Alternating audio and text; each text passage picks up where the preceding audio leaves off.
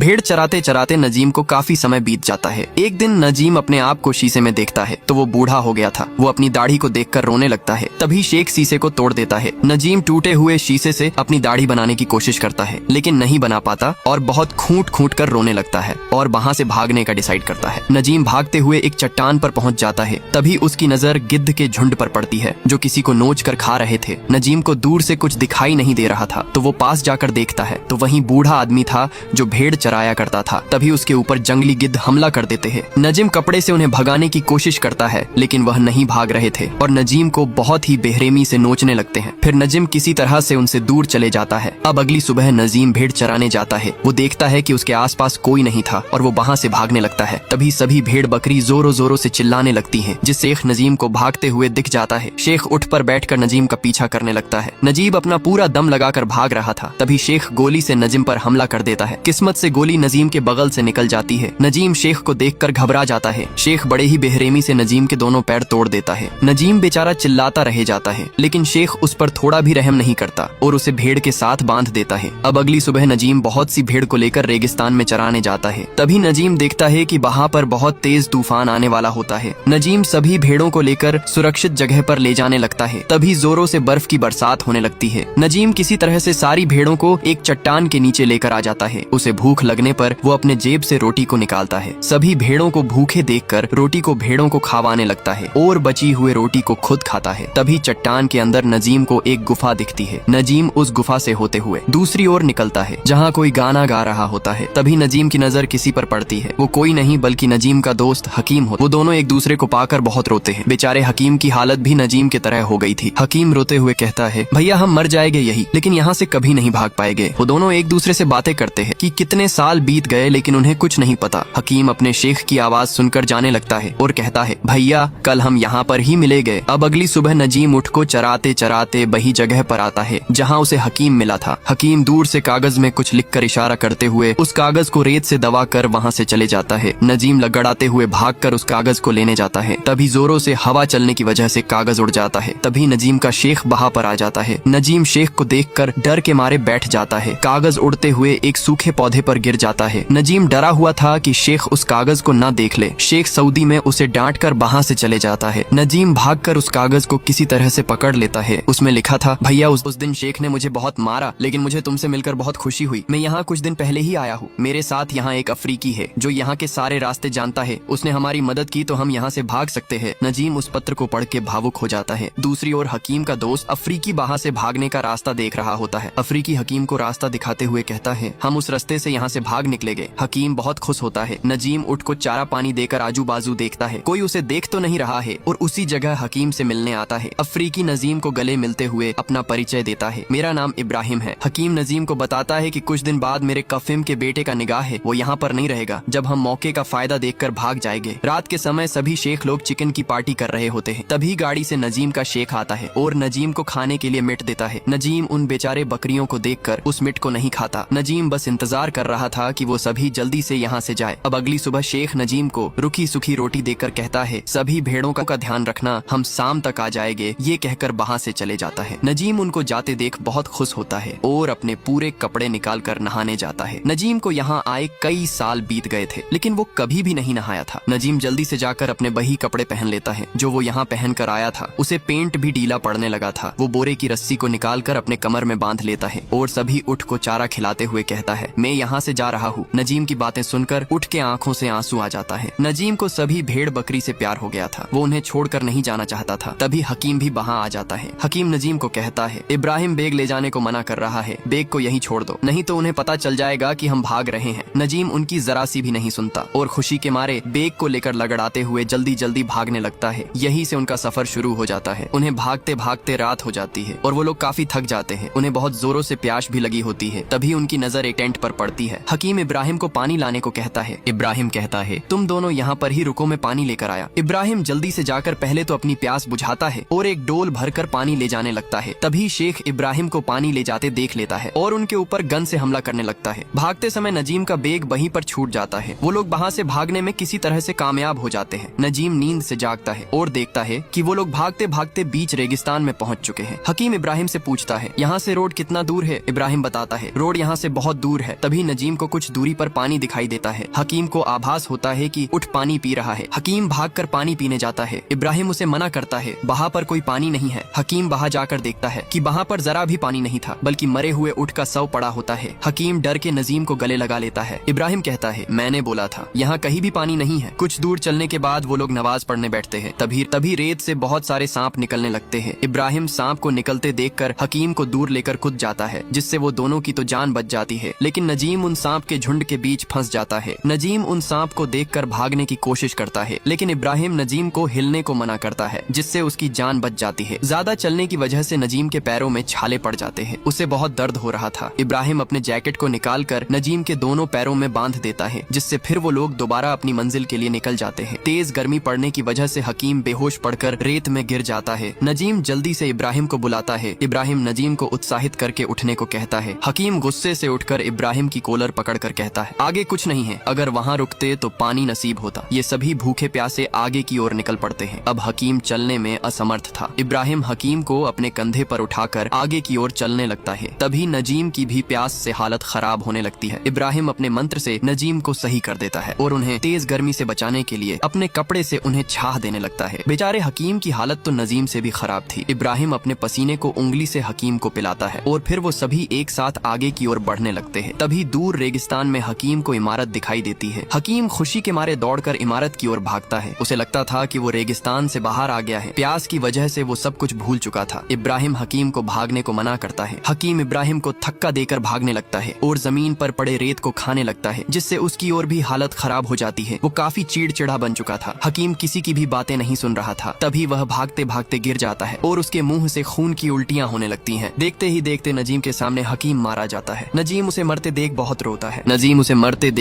रोता है और इब्राहिम से कहता है, उसे बचाओ। लेकिन बीच रेगिस्तान में इब्राहिम कुछ नहीं कर सकता था। तभी हकीम दूर से हाथ ऊंचा करता है। नजीम भागकर हकीम के पास जाता है, लेकिन उसके जाने से पहले हकीम दम तोड़ देता है। तभी इब्राहिम के पैरों तले जमीन हिलने लगती है। इब्राहिम भागकर देखने जाता है तो दूर से रेतीला तूफान आ रहा होता है। इब्राहिम भागकर नजीम को पकड़कर वहां से चलने को कहता है। नजीम हकीम को छोड़कर जाने को राजी नहीं था, लेकिन किसी तरह इब्राहिम उसे ले जाने लगता है। तूफान भी उनके काफी नजदीक आ गया था, लेकिन इब्राहिम किसी तरह से नजीम को बचाने में लगा हुआ था। वो नजीम को अपने कंधे पर उठाकर भागने लगता है। तभी इब्राहिम का पैर रेत में धंसने से वो जमीन पर गिर जाता है और दोनों रेत के बीच में फंस जाते हैं। रेतीले तूफान से उनकी जान भी जा सकती थी, लेकिन वह किसी तरह से डटे रहते और थोड़ी ही देर में रेतीला तूफान वहाँ से चले जाता है। नजीम बेचारा हकीम की यादों में गुमसुम बैठा होता है। इब्राहिम हकीम को समझाता है कि तुम इसी तरह हार मान जाओगे तो अपने परिवार से कैसे मिलोगे, और नजीम को अपने साथ लेकर आगे की ओर बढ़ने लगता है। तभी प्यास की वजह से नजीम चक्कर खाकर गिर जाता है। नजीम के पैरों में बांधा कपड़ा फट चुका था, जिससे नजीम को काफी दर्द हो रहा था। इब्राहिम अपने जूते को निकालकर नजीम को पहना देता है। तभी इब्राहिम की नजर छिपकली पर पड़ती है। इब्राहिम नजीम से कहता है, देखो इस छिपकली को, इसका मतलब यही कहीं पानी है। इब्राहिम छिपकली के पीछे जाने लगता है। तभी नजीम भी इब्राहिम के साथ